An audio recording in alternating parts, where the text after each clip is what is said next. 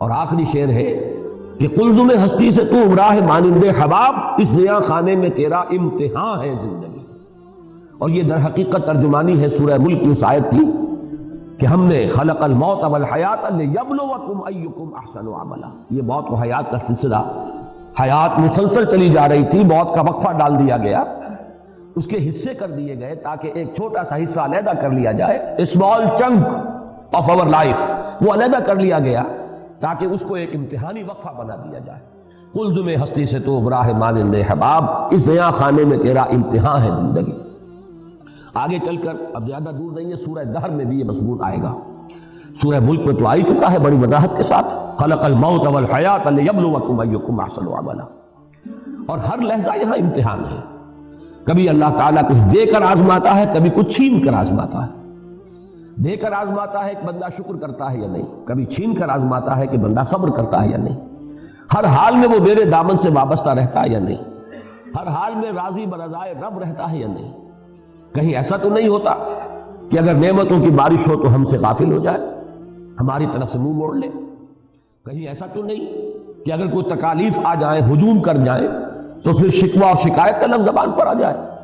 ہر حال میں ہونا یہ چاہیے کہ راضی برضائے رب رہے بندہ، چاہے یہ حال ہو چاہے وہ حال ہو۔ اس میں جو کلائمیکس ہے وہ سورۃ الفجر کی آیت ہے کہ انسان اگر اس دنیا کے اندر بدلتے ہوئے حالات کو چاہے، توحید مکمل ہے اس کی کہ وہ اللہ ہی کی طرف اس کو منسوب کر رہا ہے، فَأَمَّا الْإِنسَانُ إِذَا مَا ابْتَلَاهُ رَبُّهُ فَأَكْرَمَهُ وَنَعَّمَهُ فَيَقُولُ رَبِّي أَكْرَمَنِ۔ انسان کا عجیب حال ہے کہ جب اس کا رب اس کو خوب نعمتیں دیتا ہے، آزماتا ہے اس صورت میں کہ نعمتیں دیتا ہے، خوب اس کو اکرمہ عزت دیتا ہے، فیقول ربی اکرمن، تو وہ کہتا ہے مجھے رب نے عزت دے دی، باعزت بنا دیا، میرا اعزاز فرمایا۔ اب دیکھیے شرک یہاں نہیں ہے، وہ سب سے بڑی گمراہی جو ہے اس سے تو انسان بچا ہوا ہے، میرے رب نے مجھے عزت دی۔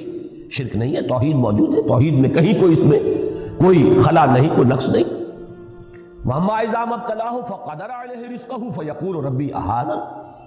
اور جب دوسری شکل میں اللہ تعالیٰ امتحان لیتا ہے کہ اس پر اس کے رزق کو تنگ کر دیتا ہے، ناپ تول کر دینے لگتا ہے، تھوڑا تھوڑا ایشو کرتا ہے، اس لیے کہ قدرہ کے معنی جو ہے وہ یہی ہے، اندازے سے دینا شروع کر دینا۔ ایک ہے بغیر حساب آ رہا ہے، اور ایک یہ کہ اب ناپ تول کر کے آ رہا ہے۔ فَيَقُولُ رَبِّي أَهَانَنِ، تو وہ کہتا ہے میرے رب نے تو مجھے ذلیل کر دیا۔ اب ان دونوں جملوں میں توحید اور شرک کے اعتبار سے کوئی کمی نہیں ہے کہ کوئی گمراہی کی آپ نشاندہی نہیں کر سکتے۔ اللہ نے عزت دی اور اللہ نے ہی ذلیل کر دیا، لیکن فرمایا کلا، ہرگز نہیں۔ یہاں نفی کس اعتبار سے ہو رہی ہے کہ ابھی ہدایت کا ایک درجہ اور ہے۔ تم یہاں مال و دولت اگر مل گیا ہے تو سمجھ رہے ہو کہ یہ عزت ہے، اعزاز ہے، حالانکہ یہ بھی امتحان ہے۔ اور اگر کہیں تنگی آ گئی تم سمجھ رہے ہو یہ توہین اور تذلیل ہے، حالانکہ یہ بھی توہین اور تذلیل نہیں ہے، یہ بھی امتحان ہے۔ یہ دونوں کیفیات اس اعتبار سے برابر ہیں کہ یہ بھی امتحانی کیفیت، وہ بھی امتحانی کیفیت۔ ایک درجہ اس سے بھی اوپر ہے ہدایت کا، لَتَرْكَبُنَّ طَبَقًا عَن طَبَقٍ، ہدایت بھی درجہ بدرجہ آتی ہے۔ سب سے بڑی گمراہی تو یہ ہوتی کہ انسان یہ کہتا کہ مجھے نعمتیں ملی ہیں، یہ تو لکشمی بائی کی کرپا ہو گئی، فلاں دیوتا راضی ہو گیا، اس کی نظر عنایت ہے، مجھے یہ سب کچھ مل گیا۔ اب یہ تو ضل ضلالا بعیدا، یہ گمراہی کی بہت دور کی شکل ہے۔ اور کہیں اگر کوئی تکلیف آ گئی، فلاں دیوتا ناراض ہو گیا، معلوم ہوتا ہے کہ فلاں دیوی یا دیوتا کی نگاہ کرم ہم سے پھر گئی ہے، دو قربانیاں، آؤ کوئی ڈنڈوت کرو، کوئی تلافی کرو، راضی کرو۔ تو یہ تو سمجھیے کہ یہ گمراہی ہے دور کی۔ اس گمراہی سے آدمی چلا تو پہلا درجہ جو آیا ہدایت کا وہ توحید ہے، کہ اس نے یہ کہا کہ مجھے نعمت ملی تو اللہ نے میرا اعزاز اور اکرام فرمایا، مجھ پر تکلیف آئی، تنگی آئی تو اللہ نے مجھے ذلیل کر دیا۔ تو اس کے اعتبار سے تو یہ ہدایت ہے، لیکن ابھی تیسری سیڑھی کو دیکھیں گے تو یہ بھی ابھی گمراہی ہے۔ وہ تیسری سیڑھی کیا ہے کہ یہ دونوں حالتیں مساوی ہیں، یہ دونوں حالتیں امتحان ہیں، دونوں میں اللہ آزما رہا ہے۔ ابھی ایک چوتھی سیڑھی ہے، یہ سب سے اونچی ہدایت ہے۔ اس تک تو یوں سمجھیے کہ اخص الخواص پہنچ پاتے ہیں، عام لوگوں تک بھی اس تک رسائی نہیں ہے۔ اور وہ یہ ہے کہ یہ سمجھا جاتا ہے عام طور پر کہ اگر مفلسی ہے، احتیاج ہے، دنیاوی حالات کی تنگی ہے تو یہ امتحان شاید زیادہ کڑا ہے، زیادہ سخت ہے، اور اگر فراوانی ہے اور دولت ہے اور عزت ہے تو یہ امتحان شاید ہلکا ہے، آسان ہے۔ حقیقت یہ ہے چوتھی سیڑھی جو ہے ہدایت کی، کہ اصل میں امتحان بھاری جو ہے وہ دولت کا امتحان ہے۔ اگر اللہ تعالیٰ زیادہ دیتا ہے، عزت دیتا ہے، وجاہت دیتا ہے، یہ امتحان زیادہ سخت ہے، زیادہ مشکل ہے۔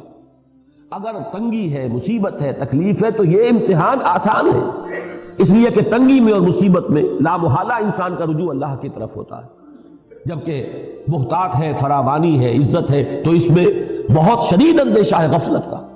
تو معلوم یہ ہوا کہ نتیجے پر اگر نگاہ ہے تو اس کے اعتبار سے یہ امتحان کے دولت ہو اور اس کے انبار ہو اور فراوانی ہو، یہ زیادہ مشکل امتحان ہے بنسبت اس کے کہ تکلیف ہو یا کوئی دنیا میں احتیاج کا معاملہ ہو۔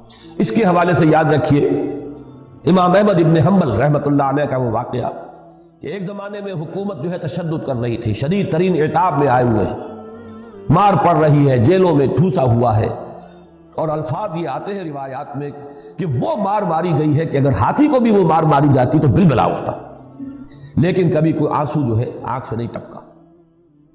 لیکن جب حالات بدل گئے اور اب دارالخلافہ جو ہے یا بیت الخلافت، وہاں سے اب آ رہے ہیں اشرفیوں کے توڑے لے کر ایک شخص آیا ہے، تھیلی لے کر آیا ہے کہ یہ خلیفہ نہیں، کیونکہ خلیفہ بدل گیا، اب حالات جو ہے حکومت کے تبدیل ہو گئے۔ تو جب وہ تھیلی پیش کی ہے ان کی خدمت میں اشرفیوں کی، تب رو پڑے کہ اللہ میں اس امتحان اور آزمائش کے قابل نہیں، یہ امتحان کہیں زیادہ سخت ہے، کہیں مشکل ہے۔ تو ان چار درجوں کو اگر اللہ تعالیٰ توفیق دے تو یاد رکھیے۔ اب دیکھیے ریلیٹو، یہ جو تھیوری آف ریلیٹیوٹی ہے یہ ہر جگہ چلتی ہے۔ سب سے اونچے درجے کے اعتبار سے دوسرا درجہ بھی گمراہی کا ہے، پھر اس کے اعتبار سے تیسرا درجہ اور گمراہی کا ہے، اور جو سب سے نیچے ہے وہ تو خیر گمراہی ہے ہی ہے۔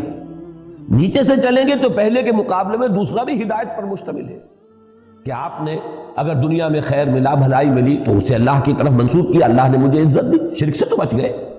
اگر تکلیف آئی، مصیبت آئی تو اس کو بھی اللہ کی طرف منسوب کیا، اللہ نے مجھے ذلیل کر دیا، شرک سے تو بچ گئے، اس کے مقابلے میں ہدایت پر آ گئے۔ لیکن اس سے اوپر کی ہدایت ہے یہ کہ آپ ان دونوں کے اندر کوئی فرق و تفاوت ہی نہ کریں، دونوں امتحان کی کیفیات ہیں، نہ یہ عزت ہے نہ وہ ذلت ہے۔ یہی سورہ تغابن کی اس آیت کا مفاد ہے، ذالک یوم التغابن، ہار اور جیت کا فیصلہ تو اس دن ہوگا۔